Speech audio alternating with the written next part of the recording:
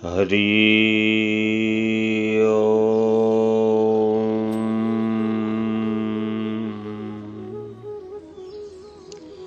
શ્રીમદ ભગવદ્ ગીતા અધ્યાય 4 જ્ઞાન કર્મ સંન્યાસ યોગ। શ્રી ભગવાન બોલ્યા, મેં આ અવિનાશી યોગ સૂર્યને કહ્યો હતો। સૂર્યે પોતાના પુત્ર વૈવસ્વત મનુને કહ્યો અને મનુએ પોતાના પુત્ર રાજા ઇક્ષ્વાકુને કહ્યો હતો। હે પરમ તપ અર્જુન, આમ પરંપરાથી પ્રાપ્ત થયેલા આ યોગને રાજ ઋષિઓએ જાણ્યો, પરંતુ ત્યારબાદ એ યોગ ઘણા સમયથી આ પૃથ્વી લોકમાં લુપ્ત પ્રાપ્ય થઈ ગયો। તું મારો ભક્ત અને મને પ્રિય મિત્ર છે, આથી એ જ પુરાતન યોગ આજે મેં તને કહ્યો છે, કેમ કે આ ઉત્તમ રહસ્ય છે, અર્થાત ગુપ્ત રાખવા યોગ્ય છે। અર્જુન બોલ્યા, તમારો જન્મ તો આર્વાચીન હમણાંનો છે અને સૂર્યનો જન્મ અતિ પહેલા થયો હતો, અર્થાત કલ્પના આદિમાં થઈ ગયો હતો। તો હું એ વાત કેવી રીતે સમજું કે તમે જ કલ્પના આદિમાં આ યોગ સૂર્યને કહ્યો હતો?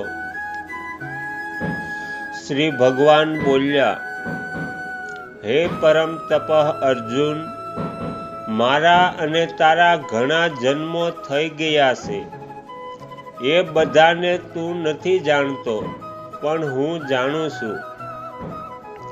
હું અજન્મ અને અવિનાશી સ્વરૂપ હોવા છતાં, તેમજ સર્વ પ્રાણીઓનો ઈશ્વર હોવા છતાં, મારી પ્રકૃતિને આધીન કરીને મારી યોગ માયાથી પ્રગટ થાવ છું।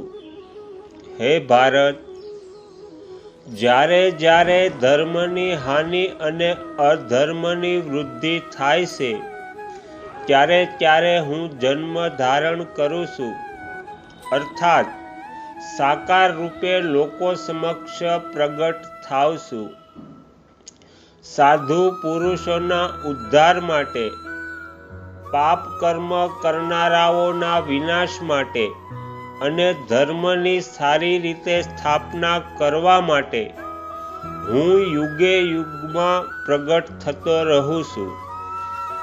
હે અર્જુન, મારા જન્મ અને દિવ્ય કર્મ અર્થાત નિર્મળ અને અલૌકિક છે, એમ જે મનુષ્ય તત્વથી જાણી લેશે, એ શરીર ત્યાગીને પછી પુનર્જન્મ નથી પામતો, પરંતુ મને જ પામે છે।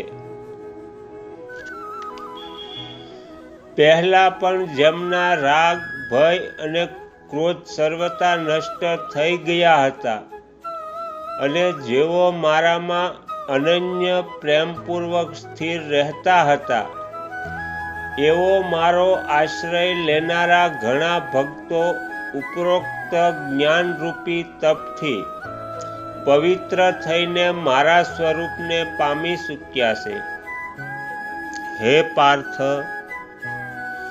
જે ભક્ત મને જે પ્રકારે ભજે છે, એમને હું પણ એ જ પ્રકારે ભજું છું, કેમ કે બધા મનુષ્યો સર્વ પ્રકારે મારા જ માર્ગને અનુસરે છે।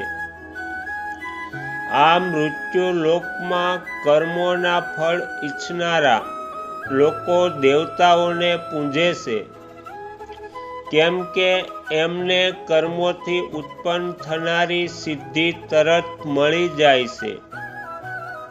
બ્રાહ્મણ, ક્ષત્રિય, વૈશ્ય અને શૂદ્ર આ 4 વર્ણો મેં ગુણો અને કર્મના વિભાગ અનુસાર સર્જ્યા છે. આમ સૃષ્ટિ રચનાની કર્મોને કરતા હોવા છતાં મને અવિનાશી પરમેશ્વરને તું વાસ્તવમાં અકર્તા જાણ. મને કર્મના ફળમાં સ્પૃહા નથી, આથી મને કર્મ લેપાયમાન નથી કરતા. આમ જે મને તત્વથી જાણી લેશે એ પણ કર્મથી બંધાતો નથી. પૂર્વકાળમાં મુમુક્ષુઓએ પણ એ જ પ્રમાણે જાણીને જ કર્મો કર્યા હતા. આથી તું પણ પૂર્વકાળના તારા વડવાઓએ કરેલા કર્મો જ કર. કર્મ શું છે અને અકર્મ શું છે એનો નિર્ણય કરવામાં બુદ્ધિમાન પુરુષો પણ મૂંઝવણમાં પડી જાય છે. આથી એ કર્મ તત્વ વિશે હું તને ખૂબ સમજાવીને કહીશ. એને જાણીને તું અશુભથી એટલે કે કર્મ બંધનથી મુક્ત થઈ જઈશ. કર્મનું સ્વરૂપ પણ જાણવું જોઈએ અને અકર્મનું સ્વરૂપ પણ જાણવું જોઈએ, તેમજ વિકર્મનું સ્વરૂપ પણ જાણવું જોઈએ. કેમ કે કર્મની ગતિ ગહન છે. જે મનુષ્ય કર્મમાં અકર્મને જુએ છે અને જે અકર્મમાં કર્મને જુએ છે એ મનુષ્યોમાં બુદ્ધિમાન છે અને એ યોગી સર્વ કર્મોને કરનારો છે. જેના સંપૂર્ણ શાસ્ત્ર સંમત કર્મો કામના અને સંકલ્પથી રહિત હોય છે તથા જેના સંપૂર્ણ કર્મો જ્ઞાનરૂપી અગ્નિથી ભસ્મ થઈ ગયા છે એ મહાપુરુષોને જાણી જ્ઞાનીઓ પણ પંડિત કહે છે. જે પુરુષ સર્વ કર્મમાં અને કર્મફળમાં આસક્તિ સર્વથા છોડી દેશે, સંસારના આશ્રયથી રહિત થઈ જાય છે અને પરમાત્મામાં જ નિત્ય તૃપ્ત રહે છે, એ કર્મોમાં સારી રીતે પ્રવૃત્ત થઈને પણ વાસ્તવમાં કંઈ જ નથી કરતો. જેણે અંતઃકરણ અને ઇન્દ્રિયો સહિત શરીરને વશમાં કરેલ છે અને જેણે સંપૂર્ણ ભોગોની સામગ્રીનો પરિત્યાગ કરી દીધો છે, એવો આશારહિત પુરુષ ફક્ત શરીર સંબંધી કર્મો કરવા છતાં પાપને પામતો નથી. જે ઈચ્છા વિના યનાયાસે મળેલા પદાર્થોમાં સદાય સંતુષ્ટ રહે છે, જેનામાં ઈર્ષાનો સર્વથા અભાવ થઈ ગયો છે, જે હર્ષ શોકાદિ દ્વંદ્વોથી સર્વથા મુક્ત થઈ ગયો છે, એવો સિદ્ધ અસિદ્ધિમાં સમ રહેનારો કર્મયોગી કર્મ કરીને પણ એનાથી બંધાતો નથી. જેની આસક્તિ સર્વથા નષ્ટ થઈ ગઈ છે, જે દેહા અભિમાન અને મમતા રહિત થઈ ગયો છે, જેનું ચિત્ત નિરંતર પરમાત્માના જ્ઞાનમાં સ્થિત રહે છે, એવા ફક્ત યજ્ઞ માટે કર્મ કરનારા મનુષ્યના સંપૂર્ણ કર્મો સંપૂર્ણપણે લય પામે છે. યજ્ઞમાં અર્પણ અર્થાત સુરવા આદિ પણ બ્રહ્મ છે. હોમમાંનું દ્રવ્ય પણ બ્રહ્મ છે તથા બ્રહ્મરૂપ કર્તા દ્વારા બ્રહ્મરૂપ અગ્નિમાં આહુતિ હોમમાંની ક્રિયા પણ બ્રહ્મ છે. એ બ્રહ્મ કર્મમાં સ્થિત રહેનાર યોગીએ પ્રાપ્ત કરેલ યોગ્ય ફળ પણ બ્રહ્મ જ છે.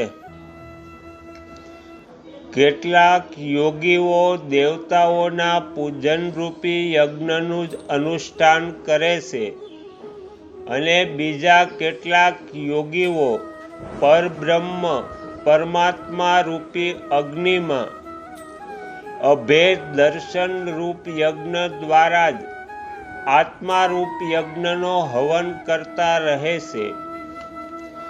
બીજા કેટલાક યોગીઓ શ્રોત્ર વગેરે સંપૂર્ણ ઇન્દ્રિયોને સંયમરૂપી અગ્નિમાં હોમે છે અને બીજા યોગીઓ શબ્દાદી બધા વિષયોને ઇન્દ્રિયાયોરૂપી અગ્નિમાં હોમે છે. વળી બીજા યોગીઓ ઇન્દ્રિયોના સર્વ કર્મોને પણ પ્રાણના સર્વ કર્મોને જ્ઞાનથી પ્રદીપ્ત થયેલા આત્મ સંયમ યોગરૂપી યોગા અગ્નિમાં હોમે છે. કેટલાક પુરુષો દ્રવ્ય સંબંધી યજ્ઞ કરનારા છે, કેટલાક તપસ્યારૂપી યજ્ઞ કરનારા છે અને બીજા કેટલાય યોગરૂપી યજ્ઞ કરનારા છે. કેટલાક અહિંસાદી તીક્ષ્ણ વ્રતોથી યુક્ત યત્નશીલ પુરુષો સ્વાધ્યાયરૂપી જ્ઞાન યજ્ઞ કરનારા છે. બીજા કેટલાક યોગીઓ અપાન વાયુમાં પ્રાણવાયુને હોમે છે. એમ જ બીજા યોગીઓ પ્રાણવાયુમાં અપાન વાયુને હોમે છે અને કેટલાક નિયમિત આહાર કરનારા પ્રાણાયામ પ્રાયણ પુરુષો પ્રાણ અને અપાનની ગતિ રોકી પ્રાણોને પ્રાણોમાં જ હોમે છે. આ બધા સાધકો યજ્ઞો દ્વારા પાપોનો નાશ કરનારા અને યજ્ઞોને જાણનારા છે.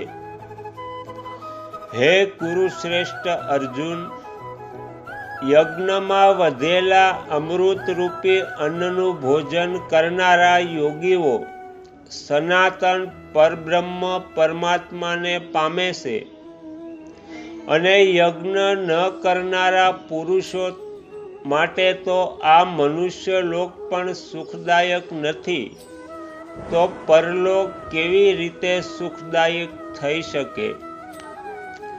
આ પ્રમાણે બ્રહ્માના મુખરૂપ વેદમાં બીજા પણ અનેક પ્રકારના યજ્ઞો વિસ્તારથી કહેવામાં આવ્યા છે. એ બધાને તું મન, ઇન્દ્રિય અને શરીરની ક્રિયાથી સંપન્ન થનારા જાણ. એ પ્રમાણે તત્વથી જાણીને એમના અનુષ્ઠાનથી તું કર્મબંધનથી સર્વથા મુક્ત થઈ જઈશ. હે પરમ તપઃ અર્જુન, દ્રવ્યમય યજ્ઞ કરતા જ્ઞાન યજ્ઞ શ્રેષ્ઠ છે અને સંપૂર્ણ કર્મો સંપૂર્ણપણે તત્વજ્ઞાનમાં સમાપ્ત થઈ જાય છે. એ જ્ઞાનને તું તત્વદર્શી જ્ઞાનીઓ પાસે જઈને સમજ. એમને સારી રીતે દંડવત પ્રણામ કરવાથી, એમની સેવા કરવાથી અને કપટ છોડીને સરળતાપૂર્વક પ્રશ્ન પૂછવાથી પરમાત્મા તત્વને જાણનારા જ્ઞાની મહાત્મા તને તત્વજ્ઞાનનો ઉપદેશ આપશે. એ જાણીને પછી તું ફરીથી આમ મોહ નહીં પામે. અને હે પાંડવ, એ જ્ઞાનથી તું સર્વ જીવોને નિશેષ ભાવે રહેલા તારા પોતાનામાં અને પછી મુજ સચ્ચિદાનંદ ઘન પરમાત્મામાં જોઈશ.